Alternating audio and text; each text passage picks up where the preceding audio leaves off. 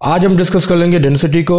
और डेंसिटी है क्या चीज़, तो उसकी सबसे पहले डेफिनेशन देख लेते हैं। Density is the quantity of matter packed into a unit volume of material. अब ये क्वांटिटी है जो एक सर्टेन वॉल्यूम में पैक होती है, एक सर्टेन वॉल्यूम जगह लेती है, उसको हम कहते हैं डेंसिटी। तो डेंसिटी इट मीन्स के रेशियो है। जब आप किसी भी सब्सटेंसेस का, किसी भी मैटर का के मास को डिवाइड करोगे उसके वॉल्यूम जितनी वो जगह ले रहा है, तो वो आपकी हो जाएगी डेंसिटी, कि वो कितना डेंस है, हाई डेंस है, लेस डेंस है, ये आपको पता चलेगा डेंसिटी। तो डेंसिटी को हम सिंपल वर्ड्स में कह सकते हैं कि मास पर यूनिट वॉल्यूम। अच्छा, इसको मेजर हम कर सकते हैं किलोग्राम पर क्यूबिक मीटर में, ग्राम पर क्यूबिक सेंटीमीटर में, और भी यूनिट इसके हैं जो कि आप इसको मेजर कर सकते हैं डिफरेंट यूनिट। अगर इसकी फार्मूला की बात करें तो formula density is equal to D is equal to mass upon volume. Density को कैलकुलेट करने के लिए आपको जैसे बताया कि मास की और वॉल्यूम की वैल्यू चाहिए। पहले तो आप कैलकुलेट करोगे, उसका मास कैलकुलेट करोगे, फिर उसका वॉल्यूम कैलकुलेट करोगे, और उसके बाद फिर मास को डिवाइड कर लोगे वॉल्यूम पे, तो आपको डेंसिटी मिल जाएगी। अगर हम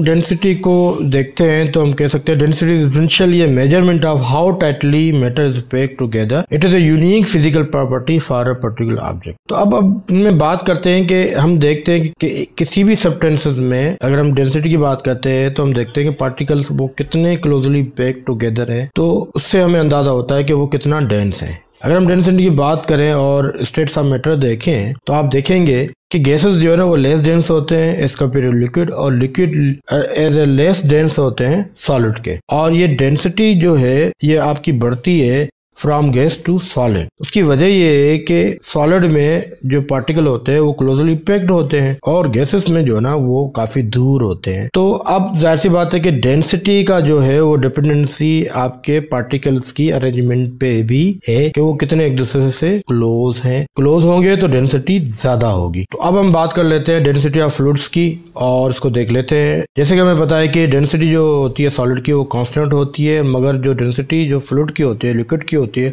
वो वेरी करती है। और वो दो फैक्टर्स पे जो है ना डिपेंड करती है, एक प्रेशर है एंड टेम्परेचर। प्रेशर अगर आप बढ़ाएंगे तो वॉल्यूम आप कम कर सकते हो, प्रेशर आप मे बी के अगर उस पर थोड़ा कम कर दें तो मे बी के थोड़ा बहुत उस पर वॉल्यूम पे भी इम्पेक्ट आ सकता है। और इसी तरीके से टेम्परेचर का जो इम्पेक्ट है वो जो है लिक्विड पे ज्यादा आएगा। टेम्परेचर हम बढ़ाएंगे तो क्या होगा, उसका वॉल्यूम बढ़ जाएगा। अगर टेम्परेचर को कम करेंगे तो उसका वॉल्यूम भी कम हो सकता है। मिसाल के तौर पे अगर हम पानी की बात करें तो उसमें क्या होता है कि जब आप उसको टेम्परेचर को 4 सेंटीग्रेड तक नीचे कम करते हो तो उसकी डेंसिटी मैक्सिमम हो जाती है। इसी तरीके से अगर पानी को आप गर्म करते हो और आप इसको अगर 100 सेंटीग्रेड तक लेके जाते हो तो उसकी मैक्सिमम वॉल्यूम बढ़ जाता है, और एक स्टेज आ जाती है जहाँ पे पानी जो है फिर रैपिड जो है ना वो कन्वर्ट होना हो जाता है शुरू वेपर्स में। तो टेम्परेचर का जो है वो ज्यादा impact as compare to the pressure के। टेम्परेचर अगर बढ़ेगा तो वॉल्यूम भी आपका बढ़ेगा, अगर टेम्परेचर कम होगा तो वॉल्यूम आपका कम हो सकता है। अब देख लेते हैं कि ये तो हमने बात कर ली कि वॉल्यूम की बात कर ली ना कि वॉल्यूम। अब इसका इम्पैक्ट क्या आता है density. If a fluid is heated then the mass will remain constant but the volume will increase, this means that the density will decrease. अब हम बात करते हैं कि अगर फ्लूइड को हम हीट करते हैं तो क्या होता है, मास तो सेम रहता है, वो कांस्टेंट रहता है, मगर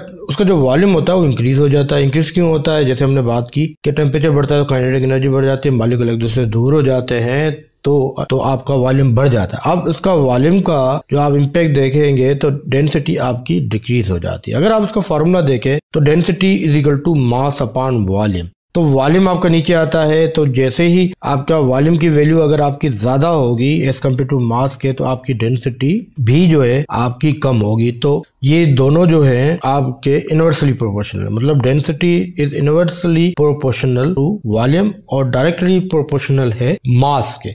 मास बढ़ेगा तो डेंसिटी भी आपकी बढ़ेगी। अगर हम वॉल्यूम को कांस्टेंट रखते हैं, अगर मास को कांस्टेंट रखते हैं और वॉल्यूम को हम बढ़ाते हैं तो क्या होगा, डेंसिटी आपकी कम हो जाएगी। तो आज हमने डिस्कस कर लिया डेंसिटी को, डेंसिटी की डेफिनेशन भी देख लिया, इसके यूनिट भी देख लिए, इसका फार्मूला भी देख लिया किया जाता है कि density is equal to mass upon volume. उसके बाद फिर हमने जो है ना देख लिया कि जो डेंसिटी होती है सॉलिड की वो कांस्टेंट होती है, बाकी लिक्विड की जो होती है वो वेरी होती है और डिपेंड करती है प्रेशर और टेम्परेचर पे, और उसका क्या इम्पेक्ट आता है, ये सारा कुछ हमने देख लिया। अगर आपकी कोई भी क्यूरी हो, कोई भी क्वेश्चन हो तो आप मुझे कमेंट्स में जो ना आप लिख सकते हैं। इंशाल्लाह मैं इसका आपको रिप्लाई ज़रूर करूँगा।